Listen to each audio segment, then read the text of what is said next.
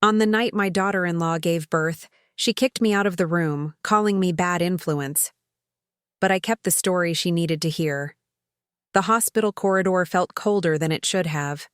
I sat on an uncomfortable plastic chair, Exile, hands trembling, still hearing Vanessa's words ringing in my ears. "Get her out of here. I don't want her near me or my baby. She's nothing but a bad influence." The labor nurse had given me a sympathetic look as she gently guided me out. My son Jacob's eyes were apologetic, but he stayed by his wife's side. He always did. "I'm Amelia Henderson, 65 years old, and I had just been denied the right to witness the birth of my first grandchild."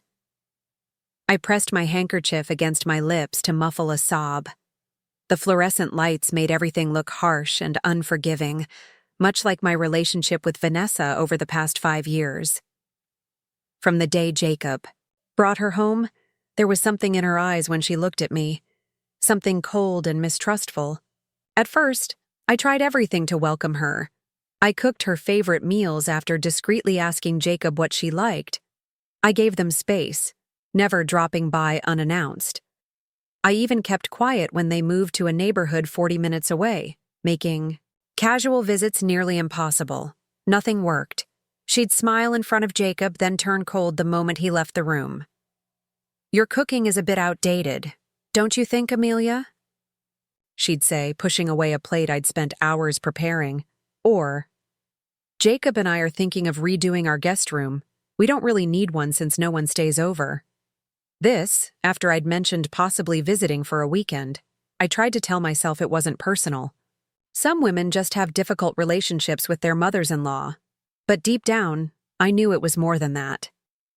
The way she looked at me sometimes, it was almost like she hated me for simply existing. I sat up straighter as a nurse walked, by hoping for news. Nothing. I checked my watch. 3 hours had passed since they'd forced me out. My phone buzzed with a text from my best friend, Sharon. "Any news yet? How's our grandbaby?" I couldn't bring myself to explain what had happened. Instead, I tucked the phone away and closed my eyes, memories flooding back. The day Jacob told me Vanessa was pregnant should have been one of the happiest of my life. Instead, I'd felt a chill when Vanessa added, "We're going to do things differently. None of that old-fashioned nonsense." The following months were a battle of wills. Every suggestion I made about the baby, dismissed. Every family tradition, I mentioned, rejected.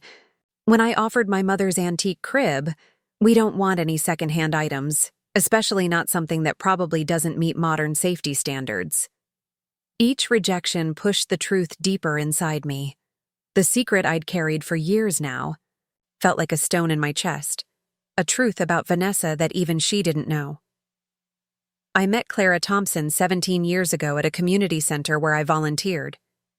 She was young, desperate, her eyes hollow with a pain I couldn't fathom. She'd just given up her 3-year-old daughter for adoption, she told me, unable to care for her through her addiction and mental health struggles. "Her name is Vanessa," she'd whispered, showing me a worn photo of a solemn-faced little girl with eyes that seemed too old for her tiny face. "I named her after my grandmother. I hope they kept the name." They did keep the name. I realized it 5 years ago when Jacob brought home a woman with those same solemn eyes, introducing her as Vanessa Chen. The coincidence seemed impossible, but the more I learned about her, adopted at 3, the same unusual middle name, the same birthmark Clara had described, the more certain I became. I never told Jacob. I never told anyone. What good would it do? Vanessa had been raised by loving adoptive parents. Clara had died 2 years after our meeting, finally losing her battle with addiction. The secret was mine alone to carry. Now, as I sat in that sterile hallway, I wondered if that knowledge was part of why Vanessa sensed something different in me, as if on some level she knew I held a piece of her past she couldn't access. The door to the delivery room finally opened. Jacob appeared, his face tired but glowing. "Mom," he whispered, kneeling beside me. "It's a girl. 7 pounds, 4 ounces. They're both doing fine." I clutched his hand. "Can I see them?" his expression clouded. Vanessa's. She's still pretty upset. Maybe tomorrow, okay? I'm sorry, Mom. I nodded, not trusting myself to speak. He hugged me briefly before returning to his new family, a family that didn't seem to include me. As I gathered my purse to leave, a nurse approached me. Mrs. Henderson, your daughter-in-law is resting now. Would you like to see the baby in the nursery? My heart leapt, but then I remembered Vanessa's words. I'm not sure I should. The nurse's kind eyes met mine. Just through the window. She's the third bassinet from the left. Has your son's chin, I think? I followed her directions and found myself staring at the tiniest, most perfect face I'd ever seen. My granddaughter. As she yawned and stretched her tiny fingers, I pressed my palm against the glass. Hello, little one, I whispered. I have so much to tell you someday, including a story about where you come from, a story your mother desperately needs to hear. The drive home from the hospital was a blur. The radio played softly in the background, but I couldn't focus on the music or the road ahead. All I could see was that tiny face in the nursery window, and Vanessa's expression of pure contempt when she demanded I leave the delivery room. My house felt emptier than usual that night. I'd prepared it for a different homecoming, one where I'd return full of stories about my new grandchild, perhaps with photos to show my neighbor Elaine, who always brought over coffee on Sunday mornings. Instead, I entered silently, setting my purse on the counter and sinking into my living room chair without bothering to turn on the lights. The darkness felt appropriate for my mood. I'd raised Jacob in this house after his father died when Jacob was just 12. We'd weathered those difficult teenage years together, the rebellion, the grief, the slow healing. He'd always been sensitive, perhaps carrying too much responsibility for my happiness. When he met Vanessa in graduate school, I was thrilled to see him so in love, so carefree. She's amazing, Mom, he'd told me over the phone. Smart, driven, beautiful. I've never met anyone like her. The first time he brought her to dinner, I noticed how she surveyed our modest home, her eyes lingering on the outdated kitchen, the family photos cramming every surface. She was polite but distant, answering my questions with minimal detail, redirecting the conversation whenever it veered toward her childhood or family. Vanessa's private about her past, Jacob explained later. Her adoptive parents were good, to her, but she still has some unresolved feelings about being given up. If only he knew how unresolved those feelings truly were. I got up and moved to my study, pulling open the bottom drawer of my desk where I kept my most private belongings. Beneath old tax forms and warranties was a manila envelope I hadn't opened in years.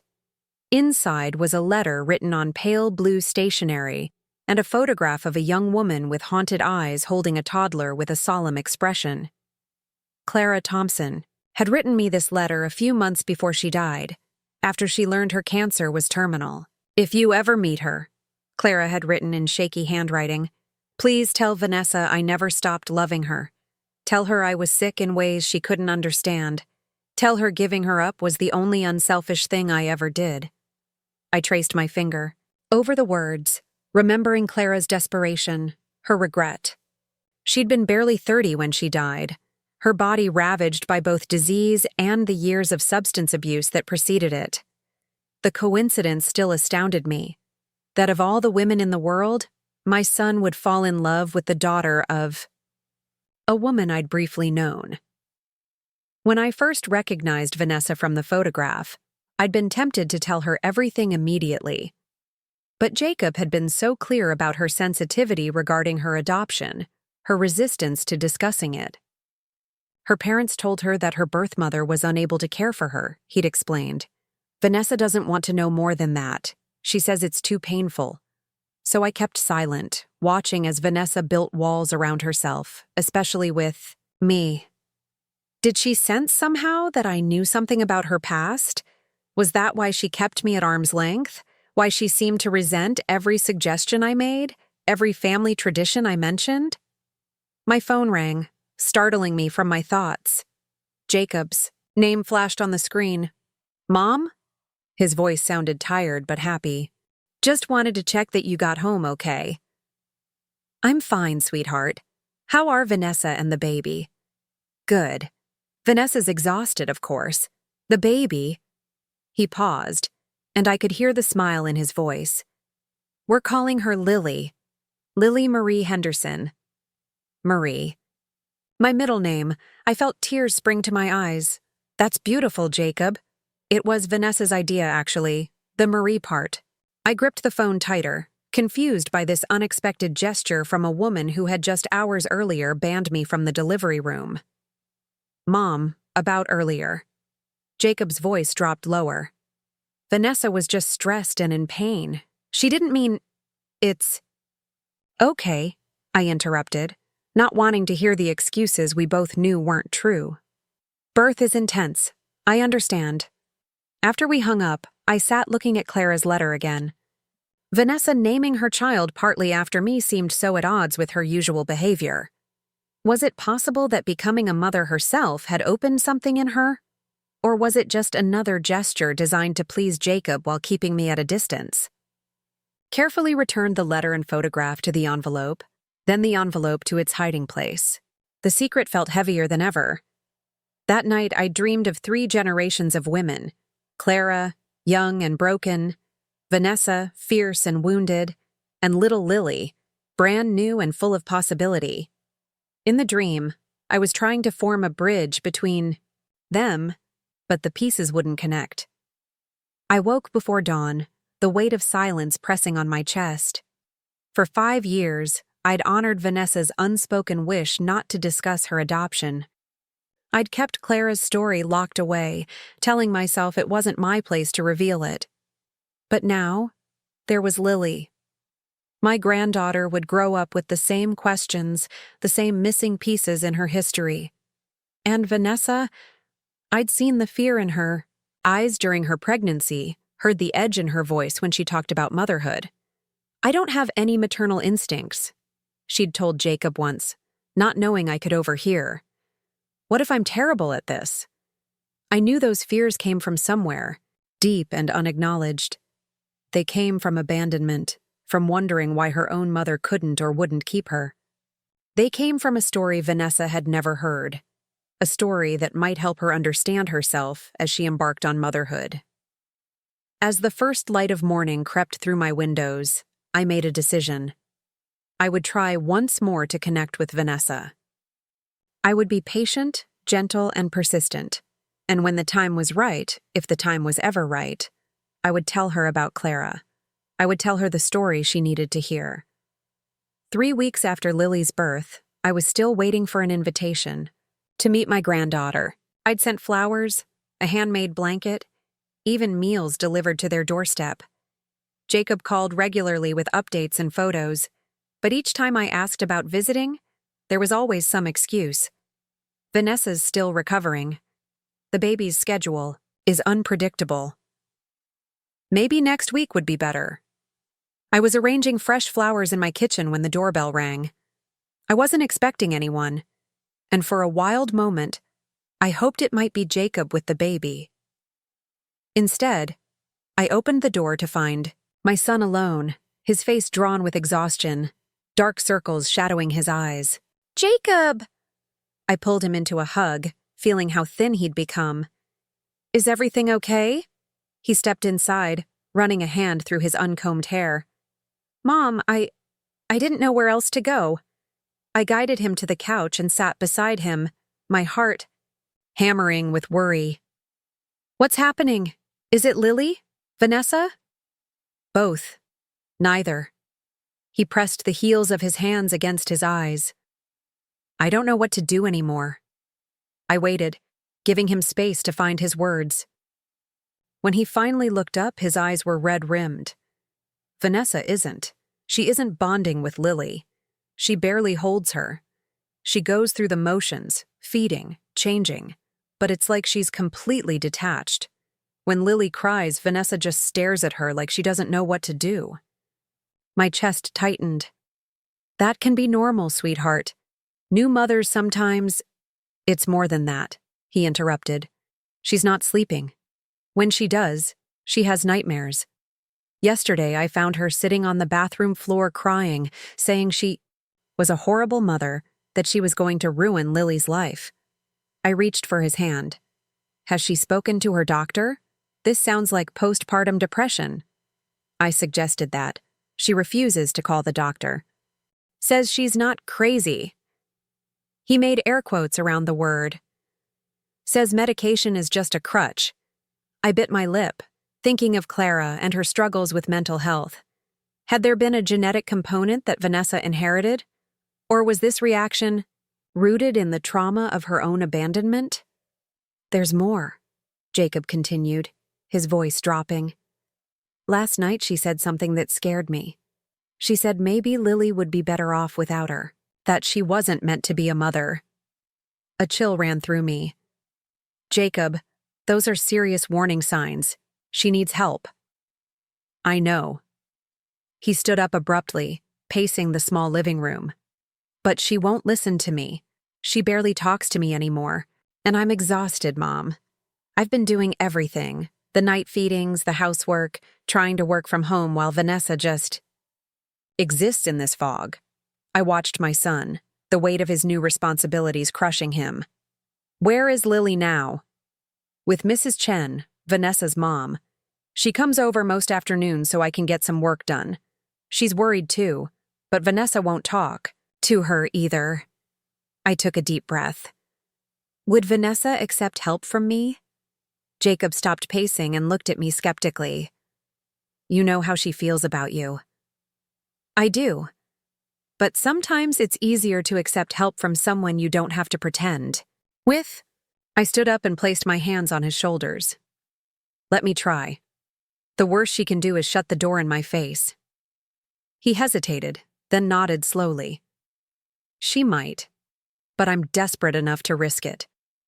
As Jacob prepared to leave, I asked the question that had been burning in me for weeks.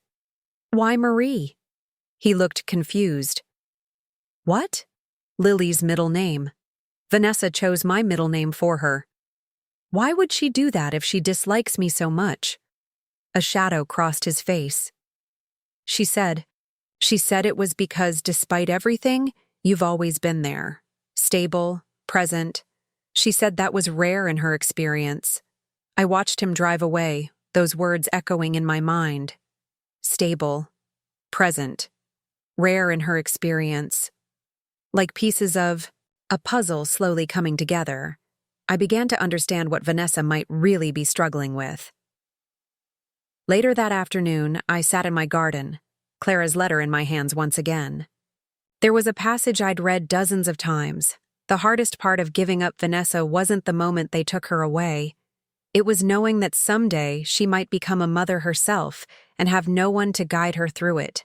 No one to tell her that the terror she might feel doesn't make her a bad mother. No one to tell her that she is nothing like me, that my failures don't have to be her destiny. Clara had predicted exactly what was happening to her daughter now, and I was the only one who knew. That night, I called Sharon, careful not to reveal too much about Vanessa's situation. She's struggling with new motherhood, I explained. Jacob's worried, and I want to help, but she's never liked me much. Sharon, who had navigated rocky relationships with 2 daughters-in-law, sighed sympathetically. Sometimes the people who push us away the hardest are the ones who need us most. They just don't know how to ask. But how do I reach someone who won't even let me through the door? You show up anyway, Sharon said simply. Not to take over, not to judge, but just to be there. Sometimes that's all we can do. The next morning, I packed a basket with muffins I'd baked at dawn, a thermos of soup, and a small stuffed elephant I'd been saving for Lily.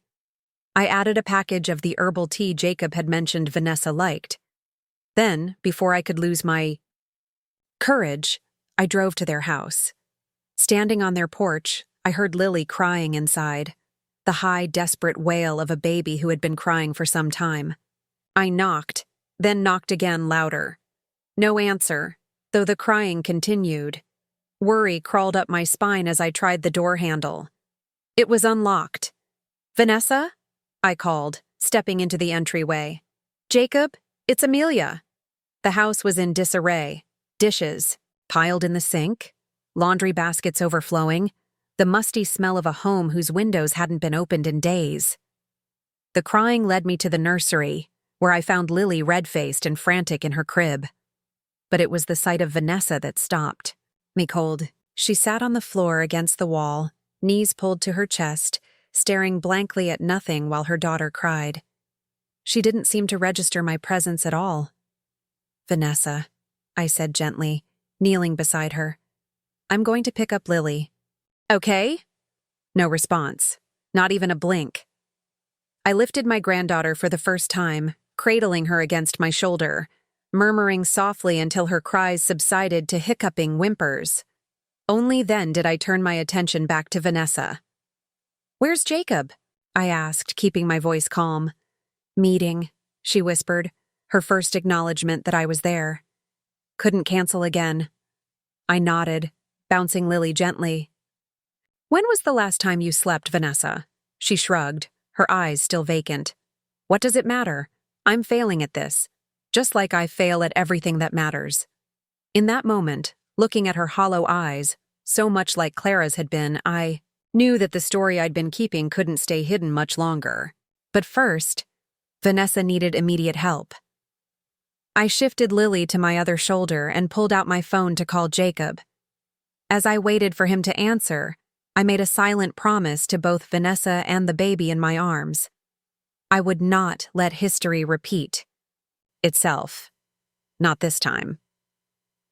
The next few days fell into an exhausting routine. Jacob took emergency family leave from work. I practically moved into their guest room, caring for Lily while Jacob convinced Vanessa to see her doctor. The diagnosis came swiftly: severe postpartum depression, possibly with psychotic features. She needed medication, therapy, and constant support. Vanessa's parents visited daily, bringing food and offering help, but they seemed almost afraid of their daughter's condition, as if mental health challenges were something shameful, to be hidden away. Mr. Chen patted Vanessa's hand awkwardly and told her to stay positive, while Mrs. Chen busied herself with household chores, rarely entering the darkened bedroom where Vanessa spent most of her time. "They mean well," Jacob explained, after they left one evening. "But they've never been comfortable with emotional stuff. When Vanessa struggled as a teenager, they sent her to therapy, but never really talked about it at home." I nodded, understanding more than he knew.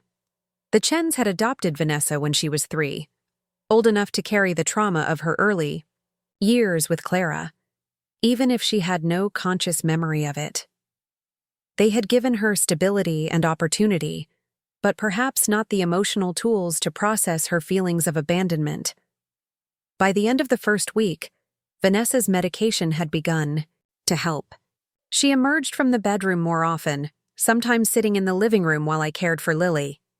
She didn't speak much, but occasionally I would catch her watching me with her daughter, not with her usual hostility, but with something closer to wistful curiosity. One afternoon, as I was singing softly to Lily while giving her a bottle, Vanessa appeared in the doorway of the nursery. "That song?" she said, her voice hoarse from disuse. "What is it?" I smiled, continuing to rock the drowsy baby. "It's an old lullaby my grandmother used to sing. I sang it to Jacob and he loved it." Vanessa hesitated, then entered the room and sat in the rocking chair opposite me. "No one sang to me when I was little. At least I don't remember it if they did." My heart ached at the simple statement. "Would you like to learn it? For Lily?" A flash of panic crossed her face. "I'm not. I can't do what you do with her. She always cries when I hold her." "She cries because she senses your anxiety," I said gently. "Babies are remarkably perceptive that way." Vanessa looked down at her hands. "I don't know how to not be anxious around her. I look at her and all I can think is that I'm going to damage her somehow." I placed Lily, now asleep, in her crib and turned to face my daughter-in-law fully. "May I ask you something, Vanessa? And please know that I'm not judging you. I genuinely want to understand." She nodded warily. From the moment Jacob introduced us, you've kept me at a distance. Even before Lily, you seem to resent me. I've always wondered why. Vanessa's face flushed. For a moment, I thought she might retreat back to her bedroom. Instead, she took a deep breath. You had this perfect relationship with Jacob. This intact family history. Photos and stories and traditions. She twisted her wedding ring nervously. I've never had that.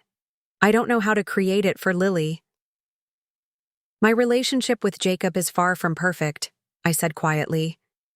We've had our struggles, especially after his father died. And family isn't about perfection, Vanessa. It's about showing up, even when it's messy. That's easy for you to say. A hint of her old bitterness crept into her voice. You've always had a family. You don't know what it's like to wonder why your own mother didn't want you. The moment had arrived sooner than I'd anticipated. I could deflect, change the subject, maintain the secret I'd kept for years. Or I could begin the delicate process of sharing the truth. What if she did want you? I asked carefully. What if giving you up was the hardest thing she ever did? Vanessa's eyes narrowed. What are you talking about? I'm just saying that sometimes the story we tell ourselves isn't the whole truth. Sometimes people make impossible choices out of love, not abandonment. She stared at me for a long moment, then stood abruptly. I'm tired. I need to rest before Lily wakes up again. I didn't push. The seed had been planted. That was enough for now. Over the next few days, Vanessa's condition continued to improve. The medication helped stabilize her mood, and she began taking more interest in Lily, watching closely as I demonstrated bathing techniques, diaper changes, and soothing methods. One morning, I was showing her how to swaddle Lily when she asked unexpectedly, "How did you learn all this?"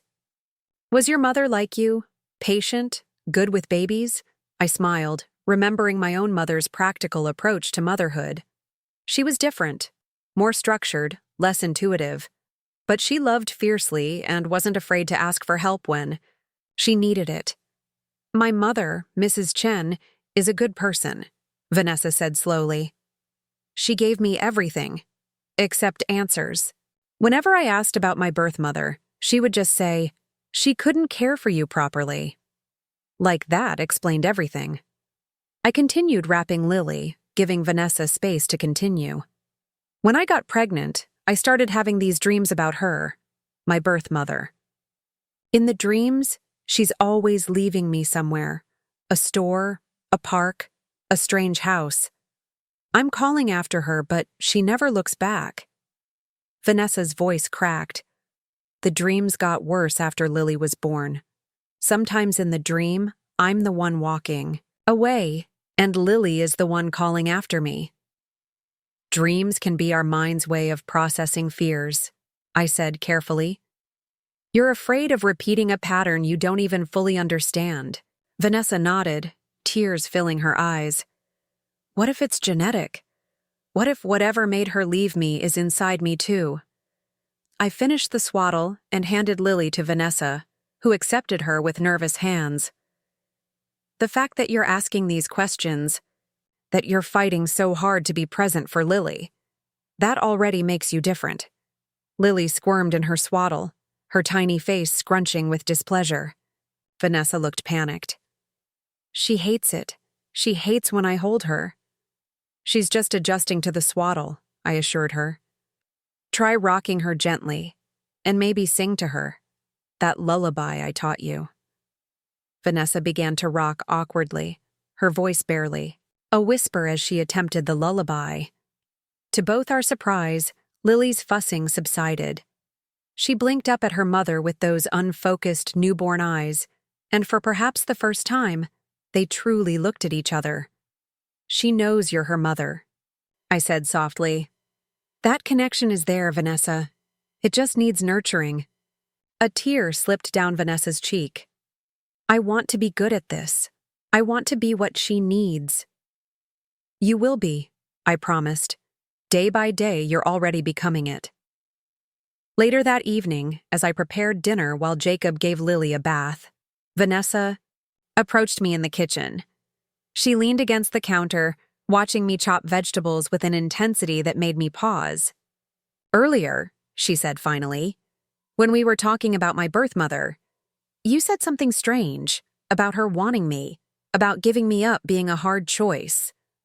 Her eyes met mine, sharp and questioning. "How would you know anything about that?" I set down my knife, wiping my hands on a dish towel to buy myself a moment to think. The time wasn't right yet. She was still too fragile, the connection between us too new. But I couldn't lie to her either. "I've known many women in difficult situations," I said carefully. "Women who had to make impossible choices about their children. I've learned that there are rarely simple answers when it comes to why people do what they do." Vanessa studied me, unconvinced. "You know something, don't you? Something about me, about my birth mother." Before I could respond, Lily's wail echoed from the bathroom, followed by Jacob calling for help. Vanessa hesitated, torn between pressing me for answers and responding to her daughter's cries. "Go," I said gently. "Lily needs you now. The rest can wait." She gave me one last searching look before hurrying to the bathroom. As I resumed preparing dinner, I knew that our conversation wasn't over. It was only a matter of time before I would need to tell Vanessa the full story, a story that might either heal the wounds of her past or deepen them beyond. Repair. The secret was beginning to unravel, thread by delicate thread. I only hoped that when the whole tapestry was finally laid bare, it would form a picture Vanessa could accept, one that might help her understand not only where she came from, but who she could become. 2 weeks passed. Vanessa grew stronger, each day more confident with Lily.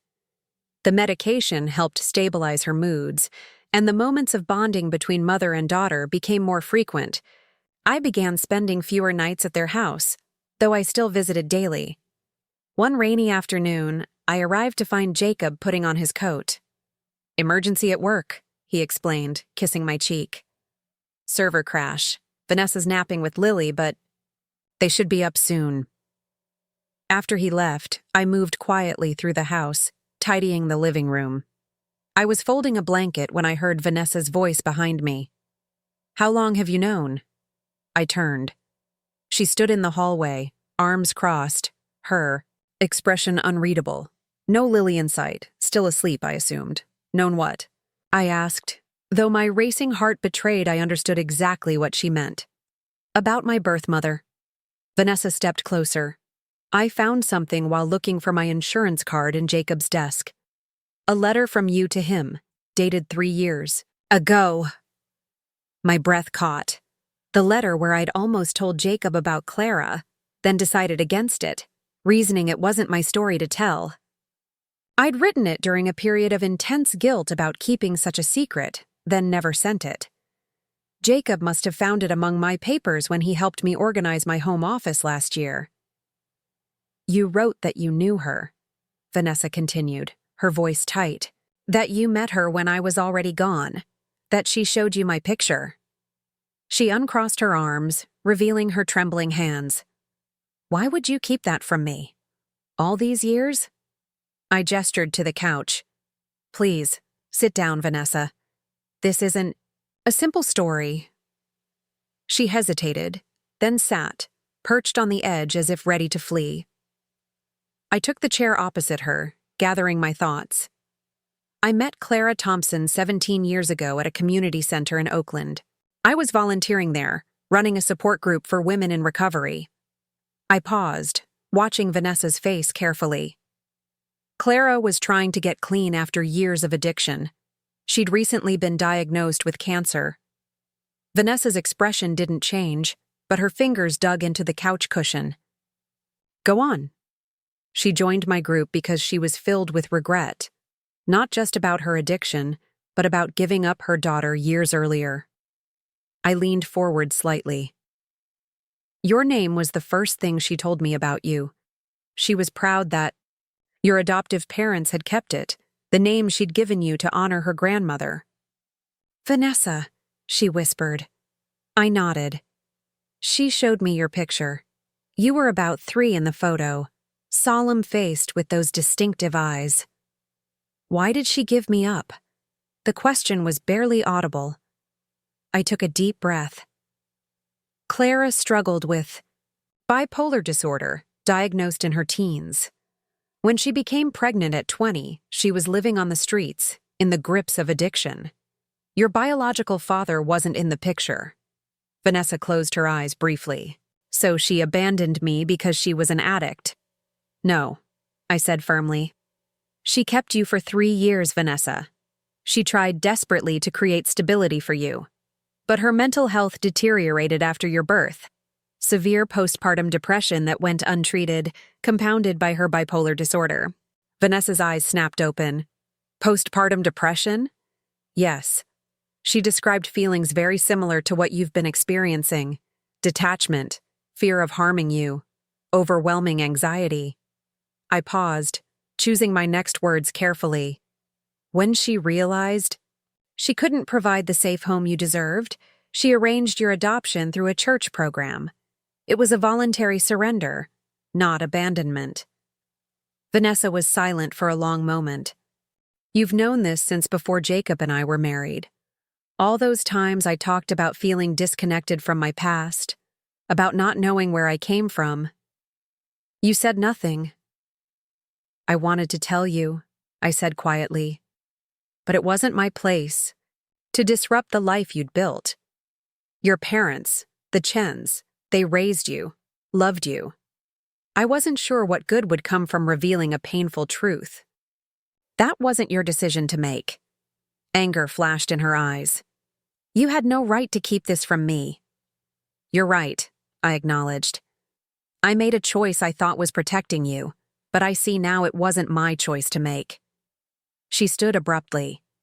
Is she still alive? Clara? I shook my head. She died about 15 years ago. The cancer was aggressive, and her body was already weakened from years of substance abuse. Vanessa pressed a hand to her mouth, turning away from me. I couldn't tell if she was stifling anger or grief. She wrote you a letter before she died. I said gently, I've kept it all these years, waiting for the right moment. And you decided now was that moment? When I'm already struggling with being a mother myself? Her voice cracked. I didn't decide anything. You found Jacob's letter. But yes, I think maybe now is when you need this truth the most. I stood and approached her cautiously.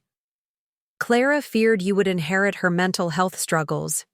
She worried that if you became a mother, you might face the same demons she did. She wanted you to know that giving you up wasn't about not loving you, it was her final act of love. Vanessa turned to face me, tears streaming down her cheeks. How convenient. A pretty story about sacrificial love to excuse abandoning a child. It's not a story, Vanessa. It's your history. A history that might help you understand your own struggles now. I reached for her hand, but she pulled away. Your fear of becoming a mother, your anxiety about bonding with Lily, they have roots deeper than you knew. So it is genetic, she said bitterly. I'm damaged goods just like her.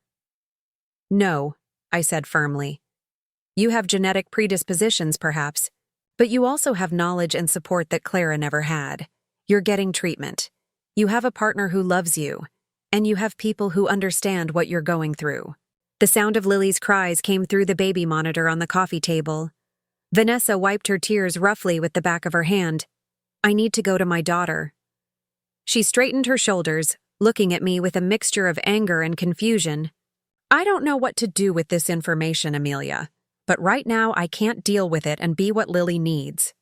I understand, I said, gathering my purse. I'll go. But, Vanessa... I hesitated, then continued quietly. I have Clara's letter and a few photographs. When you're ready, they're yours.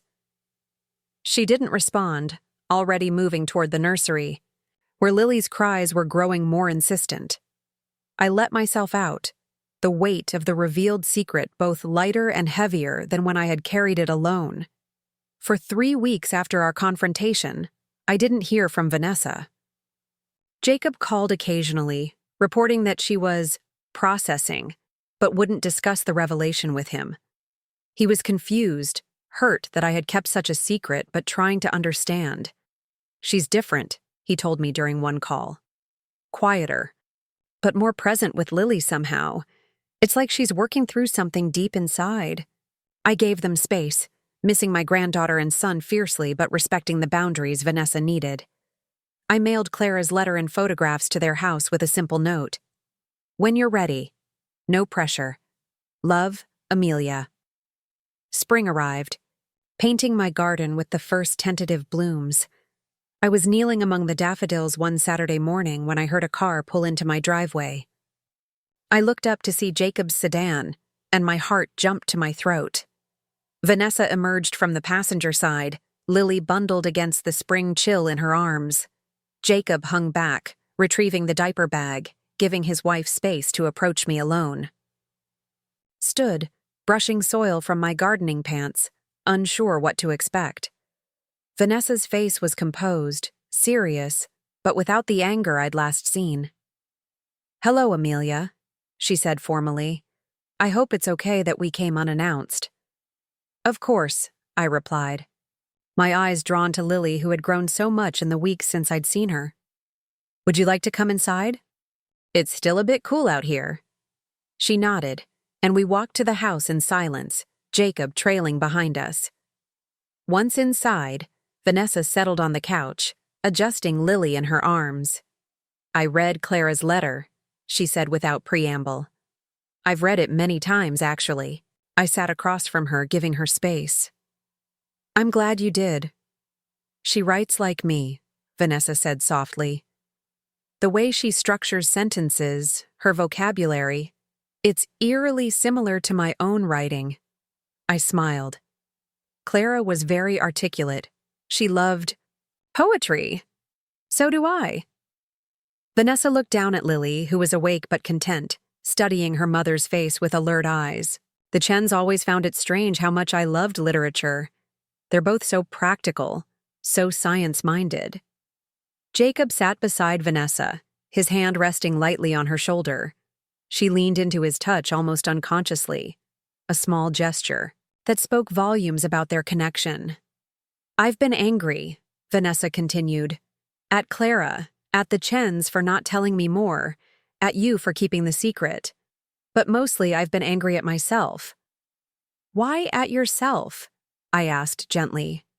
"For repeating her pattern, for struggling with motherhood the same way she did." She stroked Lily's cheek with one finger. "But the letter helped me see it differently. Clara didn't have what I have. Treatment, support, stability. She made the hardest choice imaginable, because she loved me more than she loved the idea of being my mother." Tears pricked at my eyes. That's exactly how she described it to me. Vanessa met my gaze steadily. "I understand now why you hesitated to tell me. You were trying to protect both her memory and my feelings. But I'm still working through the fact that you knew such an important part of my story and kept it from me." "I should have found a way to tell you sooner," I acknowledged. "I was wrong to decide what you should or shouldn't know about your own life." She nodded, accepting the apology without dwelling on it. "I've made an appointment with a genetic counselor. I want to understand what aspects of my mental health might have connections to Clara's bipolar disorder. Not because I'm afraid, but because I want to be prepared, for Lily's sake as well as my own. That's a wise decision." "I've also started writing letters to Lily," she continued, "about everything. My childhood, my struggles, the good and bad, parts of becoming her mother. I don't want her to ever wonder where she came from or why certain things might be harder for her." Jacob squeezed her shoulder gently. "Vanessa's been amazing," he said, his voice filled with pride. "The way she's facing all of this head-on." Vanessa gave him a small smile, then turned back to me. "I wouldn't have understood Clara's letter the same way, if I hadn't experienced similar feelings after Lily was born. In a strange way, it was the right time for me to learn the truth, even if it was painful. She hesitated, then stood and approached. Me? Lily cradled against her chest. Would you like to hold your granddaughter? The simple question brought tears to my eyes. Very much. As she placed Lily in my arms, our hands touched briefly. The baby looked up at me with Clara's eyes, the same eyes that now watched me with cautious hope from Vanessa's face. We're not going to be perfect at this right away, Vanessa said quietly.